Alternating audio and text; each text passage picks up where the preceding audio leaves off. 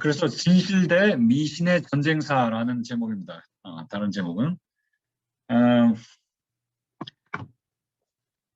뭐 단백질 신화라고 그래도 되고 단백질 미신이라고 그래도 되고 이 오해가 많거든요. 그래서 아니면 이게 좀 제목을 잘못 붙인 것 같아요. 여러분 순서제는 육류의 신화라고 그렇게 썼는지도 모르겠어요. 그렇죠? 예. 그 육류에 대해서 사람들이 많이 잘못 알고 있죠. 그래서 여러분들이 혹시 채식을 한다고 그러면 아이고 그러니까 네가 힘이 없지 그렇게 말한다든지 아니면 그것만 풀만 먹고 어떻게 살아? 그렇게 말도 듣기도 하고 그렇죠? 예? 아, 고기를 안 먹는다는 데서 고기 안 먹고 어떻게 사나? 내가 굶어 죽고 말지. 그러면 내가 어떻게 몸을 유지하나? 예? 그렇게 고기를 안 먹으니까 이렇게 힘이 약하다. 그렇게 생각하는 사람들이 많습니다. 그런 것이요. 사회 저변에 깔려 있습니다. 그래서 우리가 그것을 역사적으로 왜 그런 생각들을 하게 됐는지 역사적으로 살펴보고 그것이 성경과 과학이 거기에 대해서 말하는 것이 무엇인지 그렇게 살펴보는 시간을 갖도록 하겠습니다. 그래서 여러분들이 이거는 잘 기억해 두셨다가 이 강의는 잘 기억해 두셨다가 혹시 이렇게 고기를 꼭 먹어야 된다고 생각하는 사람이 있으면 이렇게 이 강의를 좀 이렇게 링크를 보내주시면 이해하는 데 도움이 되겠습니다. 심지어는요, 우리 일반 사람들뿐만이 아니고 의료인들도 마찬가지입니다. 여러분, 의과대학에서 제가 한국에서 의과대학 6년 다녔지만 영양학 시간을 몇 시간 들은 줄 아십니까? 1시간도 듣지 않았습니다. 의과대학 중에요.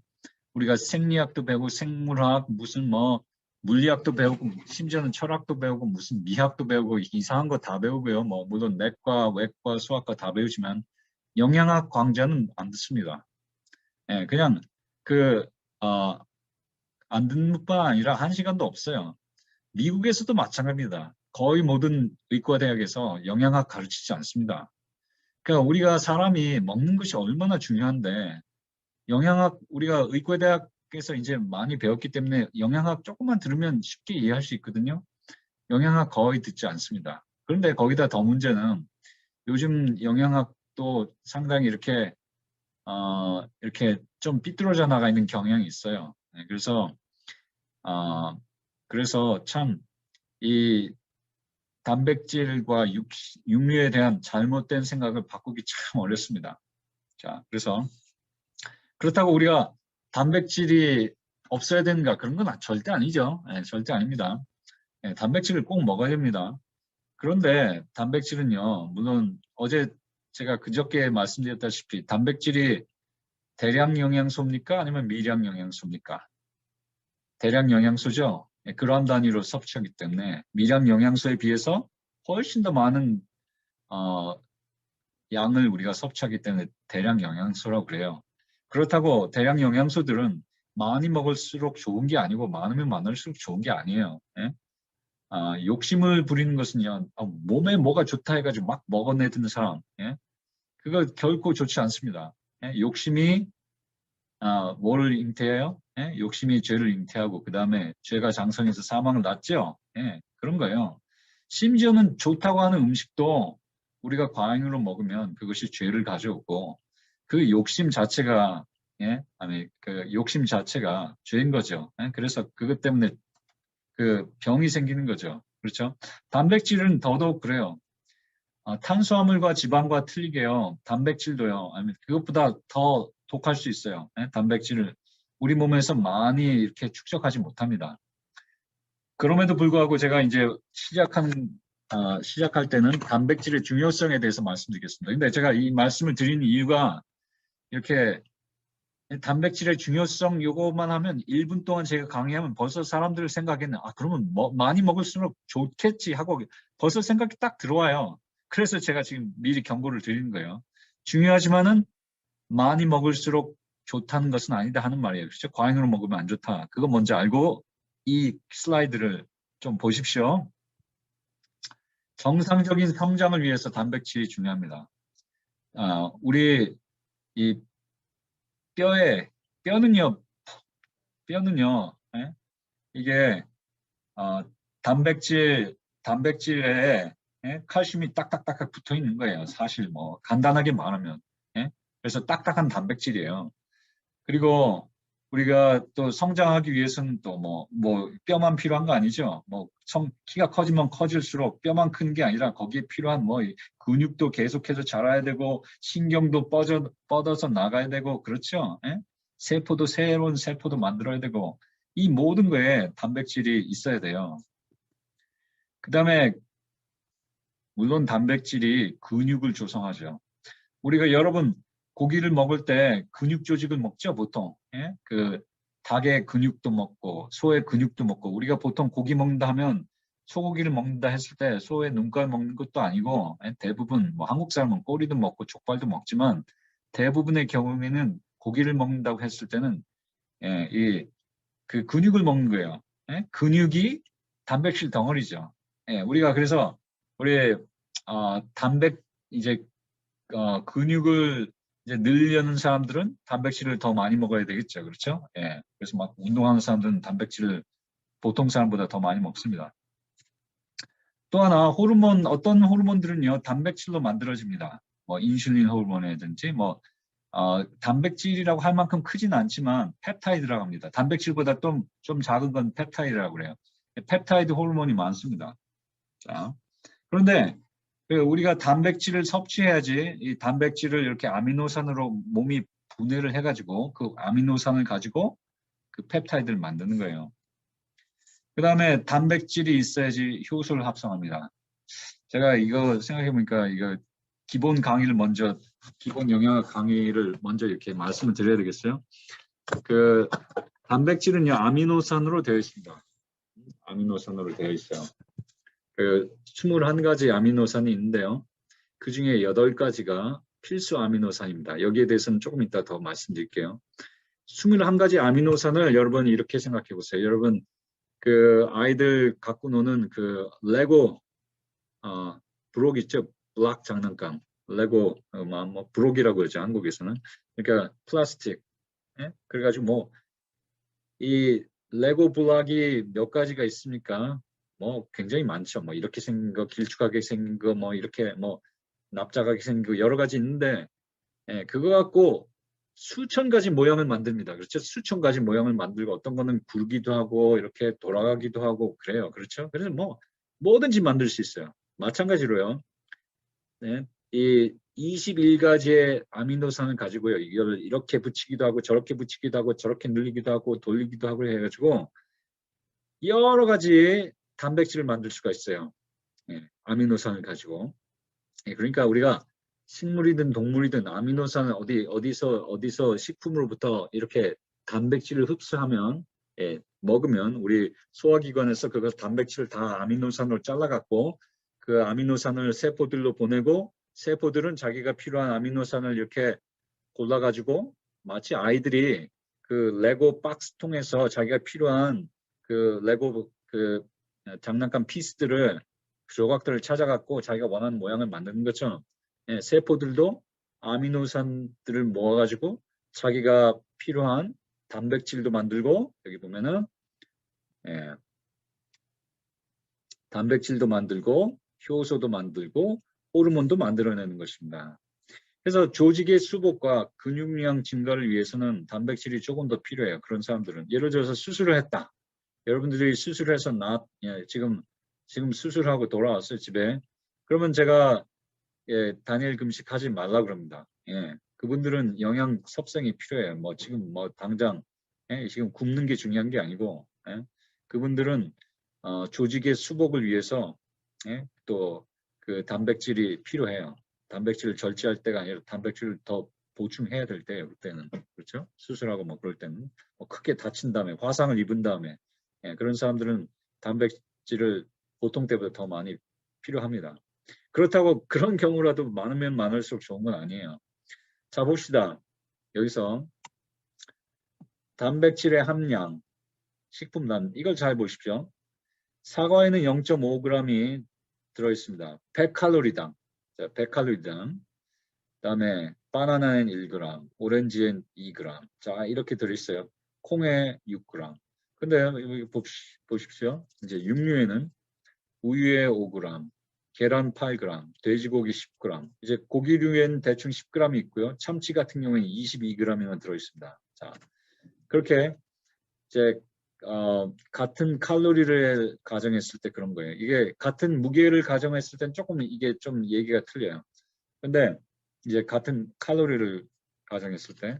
그래서 이렇게 딱 보면요. 여러분들이 금세 알 수 있듯이 육류가 단백질이 더 많다는 것을 금방 알 수 있습니다. 그렇죠? 예. 그리고 채소류에는 심지어는 콩이라도 콩이 채소류 중에서는 꽤 그 단백질 함량이 많은 편이죠. 그렇지만 콩이라도 단백질이 육류에 비해서 낮다 하는 것을 금방 알 수 있어요.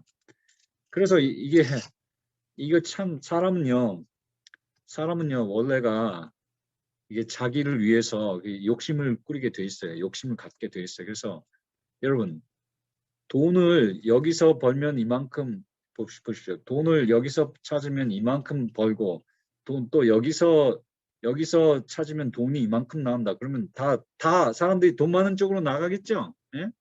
나는 돈이 많으면 많을수록 좋다 생각하죠. 그리스도인들도 마찬가지죠. 예?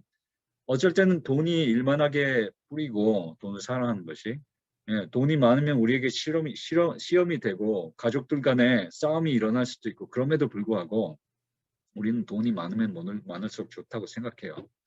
단백질에 대해서는 누구나 다 그렇게 생각해요. 항상 이 강의를 할 때마다 제가 애먹는 부분이 항상 이 고정관념이 있어요. 단백질은 많으면 많을수록 좋다. 그렇기 때문에 이 고기에 많기 때문에 이 돼지고기에 많기 때문에 돼지고기를 먹어야겠다 그렇게 말하는 거예요. 실제로 제가 아직도 기억이 나요. 한국에서 국민학교를 다닐 때 우리 농수산협회에서 나온 책받침이 있습니다. 책받침, 선전용 책받침. 거기에 뭐라고 그랬냐면 돼지고기는 단백질 함량이 높으므로 우수한 영양식품입니다. 그렇게 말했습니다. 단백질이 많으니까 영양식품이다. 저는요 국민학생인데 그때 이제 교회 다녔기 때문에 돼지고기가 안 좋다는 걸 알았기 때문에 제가 그렇게 말했어요. 친구들한테. 단백질이 많다고 다 영양식품인 줄 알아? 그렇게 말했는데 지금 거의 40년이 지난 다음에 생각해 보니까 그 말이 제가 한 말이 맞아요. 단백질이 많다고 영양 함량이 다 좋습니까? 그런 거 아닙니다. 단백질이 많으면 많을수록 좋은 것도 아니고 단백질 말고 뭐가 들어있는지 또한 또 어떠한 종류의 단백질이 들어있는지 그것도 알아야 되고요. 단백질 말고 또 뭐가 돼지고기에 들어가 있는지 나쁜 건 뭐가 들어있는지 그것도 알아야 돼요. 자, 그래서 쉽게 생각해야 되는 건 우리가 단백질이 많으면 많을수록 좋은 게 아니다. 아시겠죠? 제가 누누이 말씀드립니다. 하도 중요하기 때문에. 제가 이렇게 다니엘 금식에 대해서 얘기를 하고 채식에 대해서 얘기하면요. 사람들이 항상 이렇게 물어봐요. 심지어는 의사들도 물어봅니다. 영양학을 안 배웠으니까. 고기를 안 먹으면 어떻게 단백질을 섭취합니까? 이렇게 물어봐요. 이렇게 물어봐요. 그래서 암 환자들이요. 암 의사들이 종양학 의사들이 환자들한테 항암 치료를 받을 때 고기 꼭 잘 챙겨 먹으라고 그래요. 제가 한국에 있을 때마다 그랬어요. 많은 대학병원 의사들이 환자들한테 고기 안 먹으면 야단쳤습니다. 그런데요, 요즘에는 그렇지 않습니다. 요즘에는 많이 깨달아져서요. 제가 세계에서 가장 유명한 암 센터인 MD 앤더슨 센터를 갔거든요. 제가 무슨 수련받으러 간 건 아니고 그냥 어떻게 방문하게 됐어요. 그래서 거기 기다리면서 거기 이렇게 환자 도서관이 있더라고요. 환자들이 자기 마음대로 이렇게 여러 가지 정보를 가져갈 수 있는. 거기에 보니까 암 환자들이 왜 채식 위주로 해야 되는지, 왜 그 MD 앤더슨 센터에서 채식을 권장하는지 쫙 나와 있어요. 그렇게 팜플렛, 그 플라이어들이 다 진열되어 있더라고요. 그래서 참 깜짝 놀랐습니다. 이야, 세계적으로 가장 진보된 MD 앤더슨 센터는 역시 다르구나. 제가 그렇게 생각했어요. 그러나 아직도 사람들이 이렇게 물어봐요. 고기를 먹지 않으면 어떻게, 어디서 단백질을 구합니까? 자, 그래서 고기 이퀄 단백질. 고기는 곧 단백질이고 단백질은 곧 고기다. 이게 꽉 들어있는데 그 이유는요. 예? 옛날부터 잘못된 신화가 만들어져서 그래요.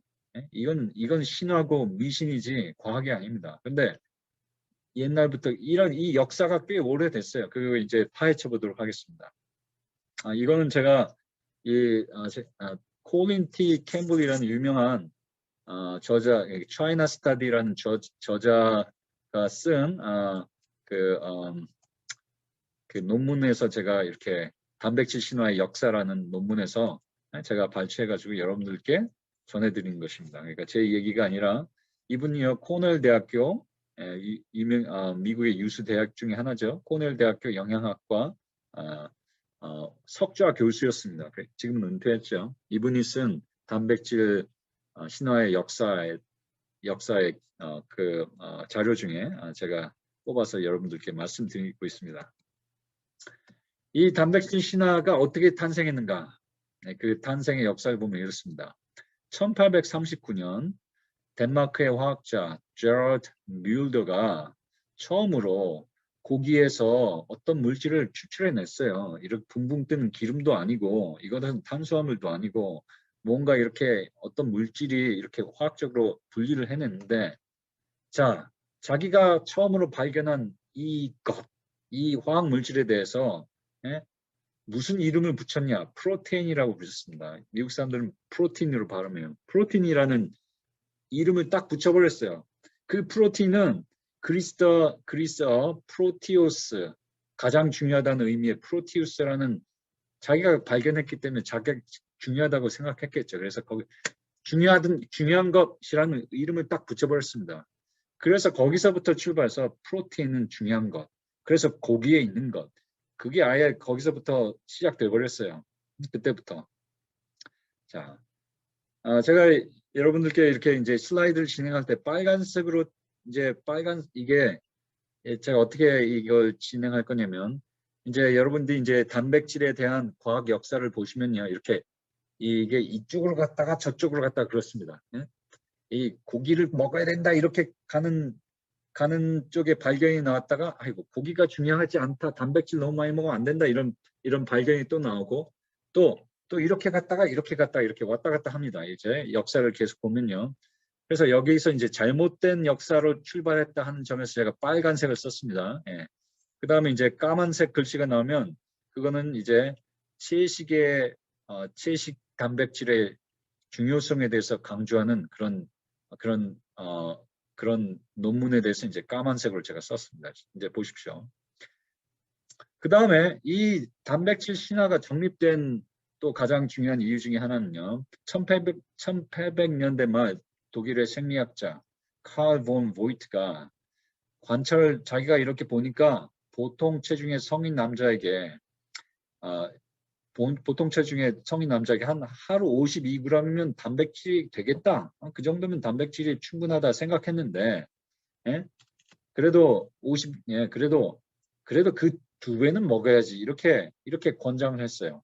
그래서 많이 먹어야 되겠다. 그런 생각이 사람들에게 많이 먹는 것이 더 좋다. 이렇게 52g이면 충분하지만 그거보다 더 많이 먹으면 더 튼튼하겠지. 그런 생각이 들어가기 시작한 거예요. 이 신화가 이제 계속해서 과장되는데요. 이 과학자들이 보니까 노동자들은 근육이 많잖아요. 군인들도 근육이 많고 또 막 이렇게 막노동하는 사람, 일꾼들, 뭐 공사판에서 하는 사람들, 이 사람들 보니까 고기를 많이 먹더라 이거예요.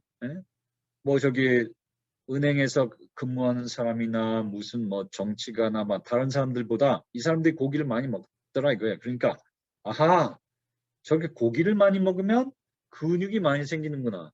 그러니까 고기를 많이 먹어야 되겠다. 단백질이 많이 필요하다. 그렇게 딱 생각 들었어요. 그거를 이제 바이어스라고 그러죠. 그건 이제 이제 클리니컬 스터디들은 이제 과학적인 연구는 그렇게 하지 않습니다. 이거는 observation study고요. observation study는 이렇게 그냥 두 개 비교해 보는 거예요. 예? 두 개 비교해 가지고 이것과 이것과 상관관계가 있다. 이럴 때는요. 사실은 아무런 인과관계가 없을 때도 그렇게 나타나기도 합니다. 예?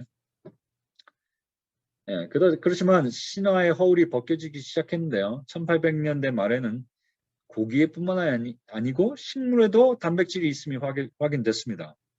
예? 그 다음에 예일 대학교의 러셀 치튼덴 교수는 미국 생화학의 아버지로 불리는데요.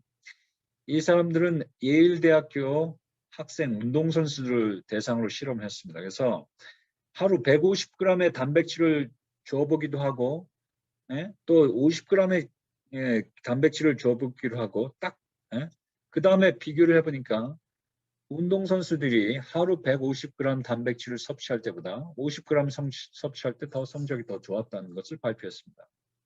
예. 또 그러다가 또 이제 1900년대 들어가지고 1913년에는 맨델과 오스본이라는 사람이 쥐에게서 채소를 쥐에게 채식하는 쥐보다 쥐는 잡식하잖아요. 채식하는 쥐보다 고기를 줄 때 쥐가 더 빨리 성장했다는 것을 보고했습니다. 예? 그러면서 더 한술 더 떠갖고 뭐라고 얘기했냐면 한술 더 떠갖고 자 여기 봅시다. 쥐 식단에서 10가지 아미노사들이 필수적임을 알게 됐어요. 그건 뭐냐? 자, 지금 사람 식단이 아니고 쥐 식단이라고 그랬습니다. 아까 실험도 쥐에 대한 실험이죠. 그죠? 쥐는 채식만 할 때 그 육식한 쥐보다 별로 못 자란다 그랬습니다. 예, 그건 쥐의 얘기입니다. 사람 얘기가 아니죠. 근데 그 사람한테 다 적용한 거예요. 이분들이, 초대 과학자들이. 예, 그래서 이 10가지 아미노산들이 필수적임을 발견했어요. 그러니까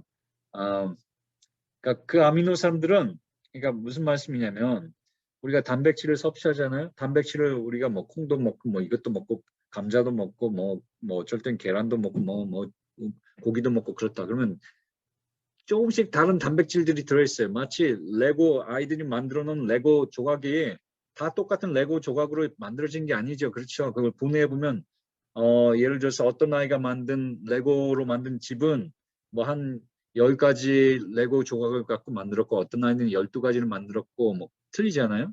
마찬가지로 단백질도 우리가 섭취하는 단백질이 21가지 아미노산이 다 들어있는 게 아니에요. 항상. 예. 그런데 그중에 10가지 아미노산은요. 이 사람들이 발견할 때는 10가지 아미노산은 우리 몸에서 못 만들기 때문에 어떤 아미노산은 우리가 만들 수 있어요. 우리 몸에서. 근데 그것들은 음식을 통해서 꼭 섭취해야 되고 동물성 단백질은 모든 필수 아미노산을 다 갖고 있기 때문에 정상적인 성장을 보장한다. 그렇게 말했습니다. 자, 이것이 1945년에 그 발표된 결과인데요. 제가 고등학교 때 다닐 때만 해도요. 50년 거의 50년이 지났는데 아직도 고등학교 과학 교과서는 이걸 가르치고 있었어요. 뭐라고 그랬냐면 고등학교 생물 교과서에서 채식을 할 때는 필수 아미노산이 없다. 부족하다. 그래서 고기를 꼭 먹어야 된다. 고기는 모든 필수 아미노산을 다 갖고 있기 때문에 고기를 먹어야 된다. 그랬어요. 세상에 50년이 지난 속설을 아직도 믿고 있었다고요. 지금은 아마 지금은 바뀌었겠죠. 조금 업데이트 됐을 거예요. 지금은 그렇게 생각하지 않습니다. 자, 그러니까 1945년 그때는요. 이제 미국 같은 경우에는 온 이 경제 개발을 하면서 온 나라의 온 미국의 가족들이 다 고기를 먹을 수 있도록 경제 개발을 해야 되겠다. 그게 경제 개발의 목표였고 한 1900 이제 2차 대전이 끝나고 50년대 때 됐을 때 그렇게 됐어요. 그렇게 됐어요. 미국의 경제 수준이 온 나라 사람들이 다 고기를 먹을 수 있도록 그렇게 됐어요. 그걸 자랑으로 생각했습니다. 이러한 그 보고를 토대로. 그래서 어떻게 했냐면 A등급 단백질이 채식에도 있다는 것은 뭐 이전에 발표됐기 때문에 이제 아주 영양학자들이 육류, 계란, 유제품에 있는 단백질은 A등급 단백질이라고 불렀습니다. 아, 좋은 단백질. 그 다음에요, 핫발 단백질로는 채식의 단백질. 이거 콩에 들어있는 단백질. 아, 이거는 핫발. 그건 필수 아미노산이 없어. 그렇게 해서 B등급으로 분류를 해버렸어요. 그러니까 여러분, 이 와중에서 이런 보고들이 계속 나오는 1900년대 때 사람들의 생각이 어떻게 될까요? 고기를 먹어야 돼. 안 그러면 내가 단백질 부족해. 애들이 키 못 자랄 거야. 그렇게 생각하겠죠, 당연히. 그것이 아직도 남아있는 거예요. 사람들의 뇌리에 아직도 남아있습니다. 그러나 이제 연구가 진행돼서요. 이제 이런 것들이 이제 점점 이제 이런 것들이 발표된데 여기 보십시오. 쥐는 태어나자마자부터 탄생 후에 몸무게가 2배가 될 때까지 4.5일이 겁니다. 4.5일. 4.5일밖에 안 돼요. 그냥 쥐 요만한 게 태어나면 그 다음에 한 너댓째 지나면 이만큼 된다 이거죠. 쥐가 커요. 금방 빨리 커요. 고양이가 2배가 되는 데는 일주일 걸리고 염소가 2배로 되는 데는 19일 걸리고 사람이 아기가 태어나서 몸무게가 4kg짜리 아기가 8kg까지 되는데 120일이 걸립니다. 사람은요 천천히 자라게 돼 있어요. 하나님께서 그거를요 그걸 정하셨어요. 왜 그런지 아세요 여러분? 사람은 왜 천천히 자라는지? 사람은요 자라면서 이게 뇌가 성숙하면서 자랍니다. 뇌가 성숙하고 그 다음에 신경들이 아주 신경들이 이렇게 제대로 잘 자랄 수 있도록 그래서 사람 역할 제대로 할 수 있도록 천천히 자랍니다. 다른 동물보다. 그래서 이걸 보면요. 포유류는요. 같은 포유류라도 쥐젖에는 단백질이 굉장히 많이 들어있고 엄마젖에는 단백질이 이거밖에 안 들어있습니다. 엄마젖에는. 그렇지만요. 아무도요. 요즘에는 옛날에는요. 이 단백질 신화돼서 한참 믿을 때는요. 사람들이 엄마젖 대신에 소젖이 더 좋은 줄 알았어요. 왜냐면 소젖에 단백질이 더 많으니까. 그래서 엄마젖 안 먹이고 소젖 먹였습니다. 그렇지만 요즘에는 그렇게 하면 진짜 이상한 의사로 봤죠. 누구나 어떤 산모나 요즘에는요. 엄마젖이 훨씬 더 좋다는 것 누구나 다 알고 있습니다. 그렇죠? 그거 여러분 요즘에는 이렇게 요즘에 의심할 것도 없어요. 엄마젖에는요 이거밖에 안 들어있어요 단백질이. 빨리 자라는 걸수록 동물일수록 단백질이 많이 그렇지만 우리 몸을 아시는 하나님께서는요 우리에게 무엇이 가장 좋은지 단백질 함량이 얼만큼 있어야 되는지 아주 정확하게 딱 그렇게 농도를 맞춰갖고 엄마젖에 그렇게 함량을 정하셨습니다.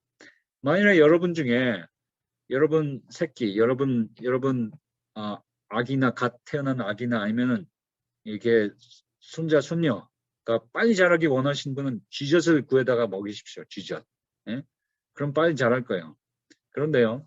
빨리 자란다고 반드시 나중에 제일 큰 아이가 되느냐 그것도 아니고요. 빨리 자라면은 문제가 있습니다. 뭐가 문제냐? 사춘기 애들이요. 고기를 많이 먹는 애들은요. 빨리 조숙해요. 조숙. 그래서 생리도 빨리 시작하고 여자애들은 남자애들도 조숙해지고 그렇습니다. 그래서 애들이 빨리 키가 커버리면 뇌는 아직도 성숙하지 않은데 판단력과 이성과 그런 것들은 아직 성숙하지 않은데 몸집만 커갖고요. 그러면요. 남 때리긴 하고요. 부모한테 대들고요. 말썽이나 피웁니다. 하나님께서 원하시는 것은요. 뇌가 성숙해가면서 판단력이 생기면서 지혜가 자라나면서 키도 자라는 거예요. 그래서 예수께서는 그 지혜와 키가 자라매 그랬죠. 하나님과 사람에게 사랑받으셨다고 그랬죠. 그런 거예요. 키하고 지혜가 같이 자라야 되는데 고기를 많이 먹으면요. 키가 먼저 너무 빨리 자라버릴 뻔한 거예요. 그렇다고 채식하면요.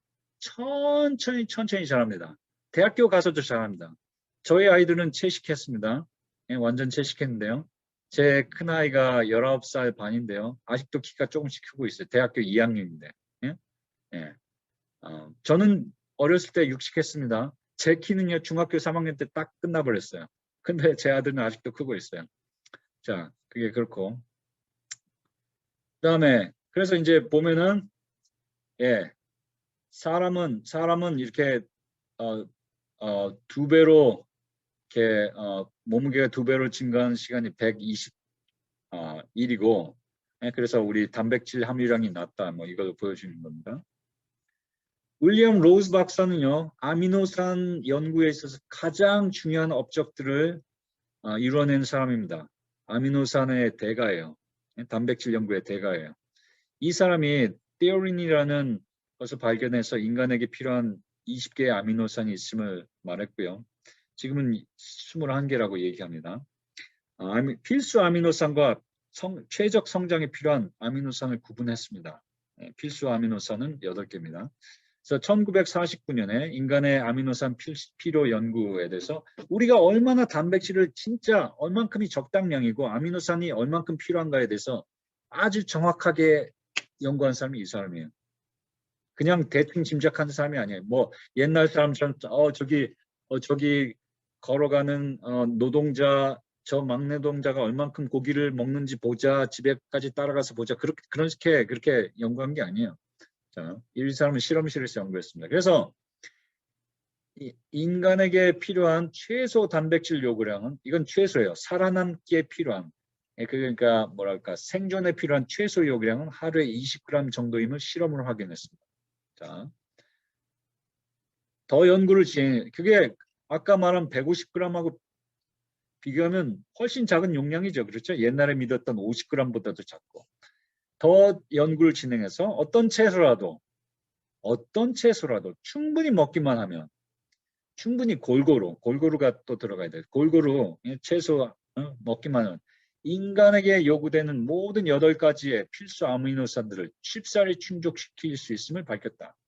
예, 이거를 저희 한국 생물학 그 고등학교 교과서 저자가 이 1947년에 나온 이 책을 잘 읽었더라면 고기를 먹어야지만 필수 아미노산이 섭취된다 이 막말을 안 했을 텐데 요즘엔 그런 말 안 써 있을 거예요 고등학교 책에. 예. 그런데 이미 그 당시에 벌써 채식을 해도 충분히 필수 아미노산을 다 섭취할 수 있다고 밝혔습니다. 이걸 보십시오. 여러분 뭐 이게 제가 너무 어렵게 강의한 것 같아요. 자, 이거는 이제 필수 아미노산 8가지 종류입니다. 뭐 여러분 이름 아실 필요 없겠죠. 그렇죠? 그러니까 이게 필수 아미노산 고구마에는 이만큼 이런 거 필수 아미노산 8가지가 이렇게 들어있고 군고구마에는 또 어떤 것은 많이 어떤 것은 적게 들어있고 그렇게 있어요. 어떤 것은 적게 어떤 건 많이 들어있고 그런데요. 채식을 하면서 요것저것 뭐 이거 뭐 꼭 이거 기억 안 해도 돼요. 뭐는 어떻게 뭐랑 궁합하고 그렇게 기억 안 해도 돼요. 땡기는 대로 우리가 채식을 골고루 이걸 섞어가면서 맨날 똑같은 거 먹지 말고 아침과 저녁을 조금 다르게 저녁과 점심 좀 다르게 그 다음 아침 좀 다르게 이렇게 골고루 먹으면요 필수 아미노산이 모자란 거 하나도 없다 그거죠. 이게 권장량이에요. 이게 필수 아미노산 권장량이 요만큼씩인데 브로콜리를 먹어도 다 채워줄 수 있고 호박을 먹어도 이만큼 이상이죠. 군감자를 먹어도 이만큼 이상이고 다 채워줄 수 있다는 거죠. 자, 이것은요. 로즈 박사가 또 더 연구를 해가지고 무엇을 얘기했느냐. 이거는 제가 조금 설명하기도 어렵고 여러분들이 이해하기 어려울 거예요. 근데 어떻게 얘기하면 좋으냐. 그래서 우리 사람에게 필요한 그 아미노산들이 보세요. 21가지가 있는데 그 어떤 아미노산은 우리가 조금 더 필요하고 어떤 아미노산은 적게 필요해요. 여러분 몸을 생각해 보세요. 벽돌은 얼만큼 필요합니까? 몇 킬로가 필요하겠어요? 킬로를 재면 한 1톤은 필요하겠죠. 집을 만드는데 1톤도 더 필요할지 몰라요. 뭐 몇 톤 필요하죠. 나무는 한 1톤쯤 필요할 거고 시멘트는 한 반 톤쯤 필요할 거고 그렇겠죠. 그다음에 그다음에 유리나 뭐 장판 재료나 뭐 벽지 같은 거는 몇 킬로밖에 필요 안 하겠죠. 마찬가지예요. 사람도. 어떤 아미노산은 굉장히 많이 필요하고 어떤 아미노산은 적게 필요할 거예요. 그렇죠? 그걸 이렇게 이거를 이제 그거를 이제 그 수학적으로 이렇게 계산할 수 있어요. 근데 완전체식은요. 완전체식은 그 분산이라는 것은 여러분 그 뭐랄까 그 학문적으로 그 분석학 그 통계학적으로 분산이라는 것은 이 퍼센티지가 멀면 멀수록 그 표준값으로부터 멀어지는 거예요. 예. 보니까 이 사람이 계산해 보니까 그러니까 이렇게 생각하시면 됩니다. 채식이 더 좋은 아미노산의 분포를 갖다 준다 하는 거예요. 예. 그거 생각하시면 돼요. 비채식을 할 때는 표준 로즈 박사가 정한 표준으로부터 그 퍼센트 분산이 멀어진다. 채식이 더 그 아미노산의 더 좋은 분포를 갖고 있다. 그렇게 보시면 됩니다. 그 다음에 모유로부터도 어떻게 계산했습니다. 모유가 사람에게 아기에게는 모유가 가장 좋은 단백질 양질의 단백질을 공급한다는 것을 딱 믿는다면 예? 그 모유로부터의 분산이 그러면 모유가 그 아미노산들이 정해져 있겠죠. 모유에 뭐 트립토판은 얼마 있고 뭐 라이신은 얼마 있고 루이신은 얼마 있고 뭐 이렇게 딱 정해져 있잖아요. 예.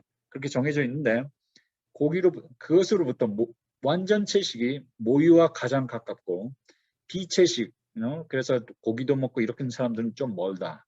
그래서 완전 채식이 최고의 양질의 단백질을 공급한다 이거예요. 아시겠죠?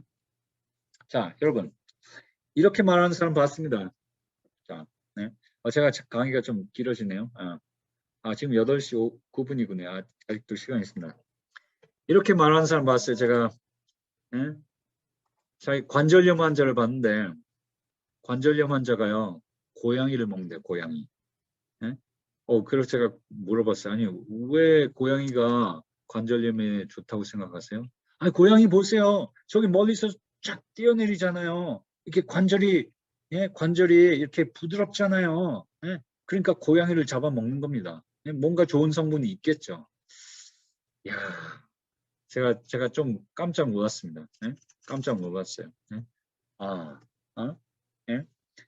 고양이의 관절을 먹으면 그 고양이의 관절이 사람의 관절이 되는가?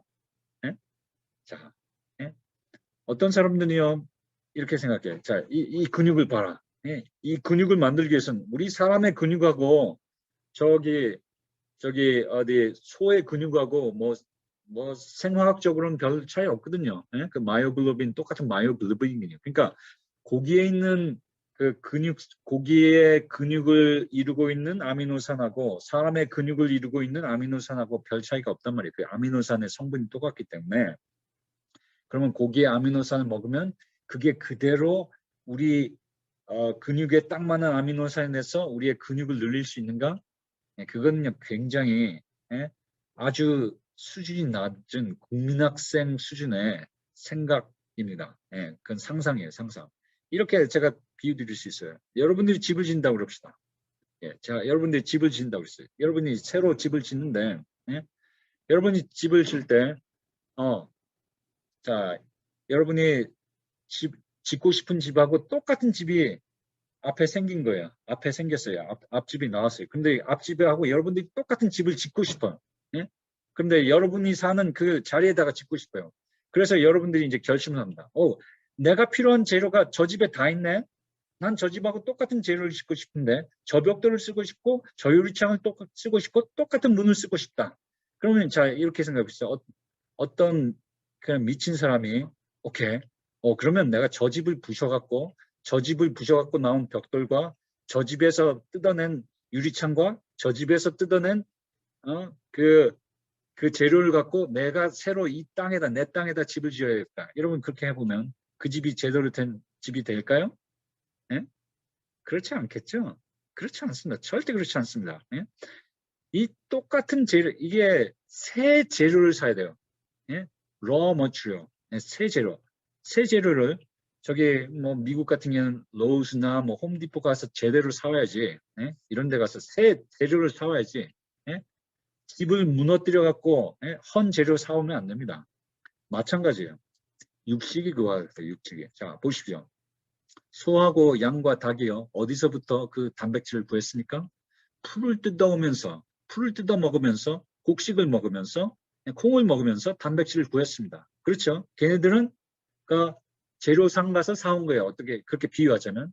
그런데 우리는 그 소나 돼지나 양이나 뭐 이런 것들을 통해서 우리가 단백질을 섭취하려고 하는 것은요. 이 동물들이 우리와 비슷하기 때문에 이 동물로부터 우리가 재료를 얻는 것이 좋다. 이렇게 말하는 사람들이 많아요. 그와 같은 주장들 영양학자들 합니다. 그 말은 내가 그 집을 무너뜨려 우리 집과 비슷하기 때문에 저 집을 무너뜨린 데서 내가 건축 재료를 가져오겠다 한 것과 똑같아요. 절대 좋은 집 지을 수 없습니다. 비슷한 재료를 가져오겠지만 깨끗하지 않습니다. 그렇죠? 우리도요. 소나 양처럼 채식으로부터 가장 좋은 재료, 가장 좋은 양질의 단백질을 가져와야 돼요. 우리 몸을 지키기 위해서. 육류 단백질의 문제점들에 대해서 보겠습니다. 인산이 너무 많아요. 육류 단백질은 인산이 너무 많아서 뼈에서 칼슘이 빠져나간다. 육류 단백질을 섭취할 때 인산을 많이 섭취할 수밖에 없어요. 파스페이트. 그래서요. 채식 단백질 섭취와는 틀리게 그래서 인산이 많으면은 몸이 산화되겠죠. 근데 이게 산성, 염기성 이거에 대해서 이 채식을 하는 사람들 중에서 너무 오해가 많습니다. 몸은요 절대 뭐 산성으로 확 변하고 염기성으로 변하지 않습니다. 그래서 뭐 너는 몸이 산성이야, 너는 피가 염기성이야. 이거는요 좀 과학에 맞지 않는 얘기예요. 그렇지 않습니다. 하나님께서 이 산도는요 굉장히 아주 철저하게 하나님께서 딱 만들어 놓으셨어요. 그래서 웬만한 사람들은 산성, 뭐 염기성 이렇게 빠지지 않아요. 그런데 그 이유가 그렇게 빠지지 않는 이유가 이렇게 조절할 수 있도록 장치를 만드셨기 때문에 그래요. 그래서 우리가 산을 많이 먹으면요 인산 같은 거 뭐 이렇게 많이 섭취해서 들어가 버렸다, 흡수했다. 그러면요 뼈에서 그것을 중화시키기 위해서 칼슘이 빠져나와서 그래서 중화시키기 위해서 빠져나와요. 그다음에 이제 또 콩팥도 고생을 하고 콩팥도 그것을 둔화시키기 위해서 또 이제 뭐 이렇게 바이카보네이트 중성 저기 바이카보네이트 한국말로 잊어버렸네. 그거를 흡수도 하고 그래요. 하여튼 인산이 너무 많아서 육식 단백질이 문제고요. 하나는 인산은 어디서 흡수되는가? 인산이 많은 제품을 흡수하는 것이요. 그 골다공 중에 아주 중요한 원인입니다. 유제품은 칼슘도 많지만 인산도 많기 때문에 뼈에 그렇게 유익한 칼슘이 될 수 없고 뼈에 그렇게 유익한 단백질도 될 수 없어요. 자, 닭고기, 어류, 육류 여기서 인산이 많이 들어오고 또 계란도 인산의 주요한 원료예요. 그러니까 이것들 피해야 됐고 미국 사람들의 식사에서 인산이 주로 들어오는 경로가 육류와 계란, 그 다음에 유제품입니다. 이 단백질이 많이 먹으면 이 단백질을 너무 많이 먹으면요, 몸에서 칼슘도 많이 빠져나갑니다. 이건 뭐냐면, 자, 단백질을 벽돌로 비유하겠습니다. 몸을 만드는 벽돌, 아니, 집을 만드는 벽돌. 여러분이 집을 만들 때 벽돌이 한 1톤이 필요하다. 뭐 2톤 필요하다고 했어요. 2톤. 그러면요, 여러분이 얼만큼의 벽돌을 주문할까요? 2톤보다 조금 더 주문하면 되겠죠. 그렇죠? 뭐 한 5톤쯤 주문하면 좋을까요? 5톤쯤 주문해서 좋을 거 하나도 없어요. 나중에 그거 치워버려야 돼요. 그렇죠? 치우느라고 또 돈 들어요. 많이 쌓으면 그거 공사하는 사람들이 그거 피해갖고 계속 가야 되니까 비효율적이에요. 몸도 마찬가지야. 단백질이 너무 많이 들어와 버리면요. 우리 몸은요. 그것을요. 가만히 있지 않습니다. 내보냅니다. 내보내요. 내보내면서 칼슘도 같이 나가는 거예요. 자, 그래서 단백질을 너무 많이 먹어도 너무 안 먹어도 안 되지만 너무 많이 먹을 경우에는 칼슘 빠져나가는 양이 많아지기 시작합니다. 자, 그래서 단백질을 많이 먹는 국가, 단백질도 많이 먹고 또 우유를 통해서 칼슘이 많이 먹으니까 많으니까 우유를 드세요 이렇게 많이 선전하죠. 이 나라들은요 낙농 국가들이에요. 낙농 국가. 그래서 우유를 많이 섭취하는 국가들인데요. 인구 10만 명당 대퇴골 골절 발생률이 더 높습니다. 이 사람들이. 그 우유를 많이 먹는데도 불구하고 이 골절이 많아져요. 왜냐면 우유가 뼈로 가는 칼슘이 아니기 때문에 그래요. 뼈로 가는 칼슘은 뭐가 더 좋다고 그랬어요? 채식에 들어있는 그러니까 케일이나 콜라드나 뭐 무청이나 이렇게 두껍고 아주 초록색인 이파리에 들어있는 칼슘들이 뼈로 가는 칼슘이라고 제가 말씀드렸죠. 또 다른 문제점 뭐예요? 육식의 문제점. 면역력을 저하시키는 아미노산들이 많이 들어있다. 자, 아미노산들이 많다고 했어요. 그죠? 채식에 들어있는 제일 많이 들어있는 아미노산 이거 뭐 제가 이름도 다 기억 못해요. 그렇지만 그러니까 육식과 채식에 들어있는 아미노산들이 조금씩 틀려요. 그 동물성 단백질의 섭취가 많을수록 낙농 국가들이 그렇겠죠. 소를 많이 키우고 그런 국가들일수록 인파암이 많은데 그 이유들을 보니까 이런 많은 연구들이 있어요. 동물성 고기를 많이 먹을수록 또 증가하는 암이 뭐 인파암뿐만이 아니고 제가 지금 입이 말라가지고 또 이제 말을 많이 하다 보니까 지금 발음이 잘 안 돼요. 또 미국에서 많이 살다 보면 한국 발음도 좀 둔해집니다. 좀 이해해 주십시오. 그 임파선 암뿐만이 아니고 대표적인 또 대장암이 있죠. 또 여성암들 중에 이제 유방암도 있고 전립선암도 있고 육류 섭취와 관계되는 암들이 굉장히 많습니다. 그 이유 중에 하나는 이렇습니다. 면역계가 활성화되지 않아서 그래요. 면역계가 잘못된 아미노산 섭취로 인해서 면역계가 영향을 받습니다. 자, 보십시오. 이 그래프를 보면요. 이게 잠깐만요. 죄송합니다. 조금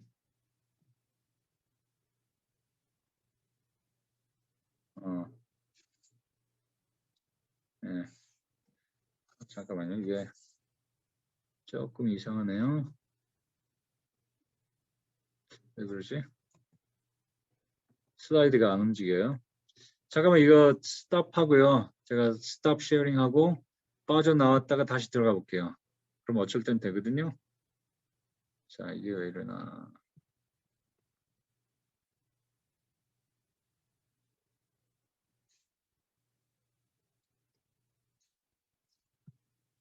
오케이, 다시 들어가 봅시다. 가끔 그래요. 그래서 직접 얼굴 보고 강의하는 게 제일 좋은데 그래도 이렇게 멀리서라도 이렇게 떨어져 있어도 강의할 수 있는 게 얼마나 좋은지 모르겠어요. 타이로신과 페닐알라닌이라는 그 아미노산들이 특별히 그래요. 이 아미노산들이 이제 육식 단백질에는 이 아미노산들이 많고 채식 단백질에는 이 아미노산들이 적습니다. 그래서 이 두 가지 아미노산이 적은 식사를 했더니 그러니까 채식 위주의 식사를 했을 때는요. T헬퍼셀의 세포수가 증가했습니다. T헬퍼셀은 이제 조력 T세포죠. 요즘에 우리가 코비드 바이러스 때문에 세계적으로 고생하고 있는데요. 우리가 이거 잘 알아야 돼요. 이 조력 T세포가요. 조력 T세포가 대장세포입니다. 그래서 이것이 있어야지 바이러스와의 전쟁에서 승리할 수 있어요. 이것도 마찬가지예요. 사이토톡식 T셀도 있어요. 이거는 저격수 역할을 합니다. 저격수. 그래서 이 바이러스에 감염된 세포를 죽여버려요. 세포가요. 바이러스에 감염되면요. 바이러스 공장으로 바뀌어버려요. 그래서 이 세포를 파괴해야지 바이러스를 컨트롤할 수 있습니다. 그래서 이러한 것들이 적은 식품을 그러니까 이 타이로신과 페닐알라닌이라는 두 가지 아미노산이 적은 식품들, 즉 채식들을 섭취했을 때는 이 사람들의 실험군에 속한 사람들의 Thelper셀과 그 세포 독성 T셀이 증가했고, 그 다음에 이제 바꿔갖고 이제 육식 위주의 보통 사람들이 미국 사람들이 보통 먹는 식사를 하게 했더니 줄어들기 시작했다 하는 거죠. 자, 보세요. 그래서 이 페닐알라닌하고 타이로신이라는 그 아미노산인데 식물성에는 상당히 적고요. 동물성에는 많습니다. 근데 식물 중에서도 렌틸에는 좀 많은 편이에요. 그러니까 혹시 뭐 제가 뭐 단정지어서 말씀드리진 않겠지만 여러분들이 혹시 무슨 이제 면역력에 문제가 있으시면 아니면 코비드 바이러스 때문에 고생하시면 그 기간 동안은 렌틸이나 말린 무화과는 피하시는 게 좋겠죠? 이런 연구 결과에 따르면 물론 육식은 피해야 되겠고 그렇죠? 자, 하나 또 문제는 육식 단백질의 문제점은 단백질이 과잉 섭취된다. 예, 예를 들면요, 예, 콩은요, 아까 이렇게 그래프에서 보셨지만 콩은요, 예를 들어 돼지고기의 반 정도 들어있습니다. 근데 콩은요 그렇게 많이 섭취하기 힘들어요. 여러분이 콩밥 먹으면 한 대접 드실 수 있겠어요? 예, 힘들어요. 그렇지만 아니 고기는요, 그거 문제 없이 사람들 먹습니다. 예? 육식을 할 때 사람들이 단백질을 과잉 섭취하게 됩니다. 쉽게, 아주 쉽게. 예? 우리가 제가 나중에 적당량을 말씀드리겠지만 한 50g, 60g, 남자는 한 50에서 70, 여자는 40에서 60g 정도 섭취하시면 충분해요. 그런데 육식하는 사람들의 대부분 사람들은요 100g 이상 먹습니다. 그러면요 단백질 대사로 생성된 요소는 단백질이 되기 위해서는요 그 나이트로젠이 있어야 돼요. 나이트로젠 질소 성분이죠. 그 나이트로젠은 독성이 강합니다. 그래서 이 독성이 강한 이 요소는 반드시 바꿔줘야 돼요. 그래서 신장을 거쳐서 제거해야 됩니다. 특별히 간 환자나 신장 환자가요. 단백질 섭취를 많이 하면 암모니아가 생기고 간 환자는 신장 환자는 신장 독성을 일으키고 신장에 부담을 줍니다. 그래서 신장 환자들은요, 특별히 단백질을 아예 안 먹으라는 것도 아니지만 적당히 먹고 거기서 끝내야 돼요. 한 50g 정도 먹으면 괜찮고 너무 많이 먹을 경우에는 신장의 여과 능력이 떨어지기 시작합니다. 이건 좀 제가 빨리 넘어가야 되겠어요? 이거 바꿉시다. 육식 단백질의 또 문제는 지방이 많습니다. 이 고기가요.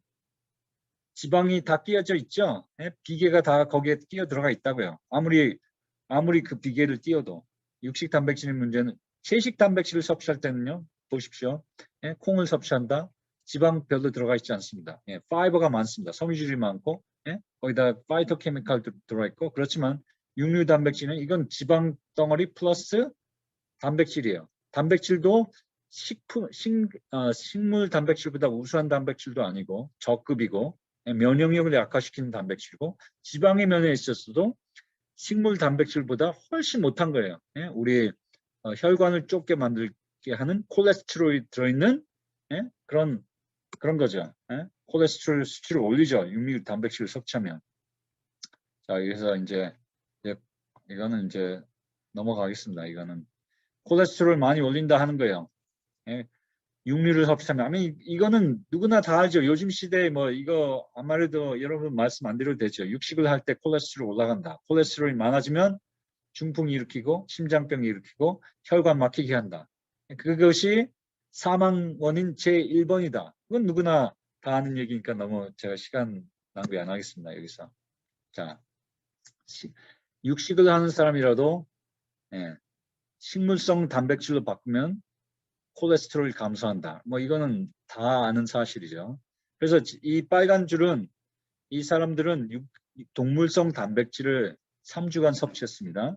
그 다음에 식물성 단백질, 초록색은 식물성 단백질을 섭취할 때를 말해요.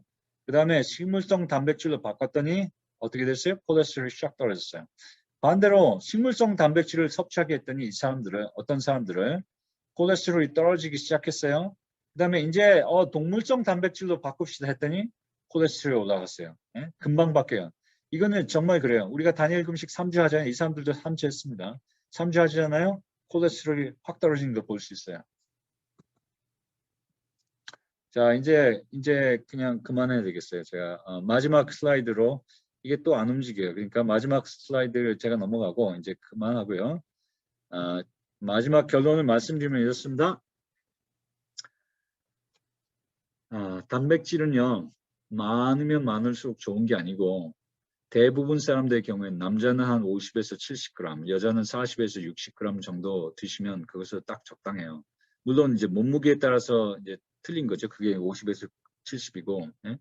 많이 뭐 20대 남자아이들이 막 아직도 크고 있다. 그럴 땐 좀 더 필요할 수도 있고, 뭐 수술을 받았다, 화상을 입었다, 뭐 그럴 경우에는 더 필요할 수도 있지만, 예? 그렇다고 2배, 3배만큼 필요한 건 아니에요. 우리 현대사회에서요, 단백질이 너무 많이 섭취되고 있고, 특별히 육류를 통해서 저급 단백질, 우리 몸에 해로운 단백질들이 너무 많아지고 있다 하는 것을 오늘의 하는 것이 오늘 강의의 이제 결론입니다.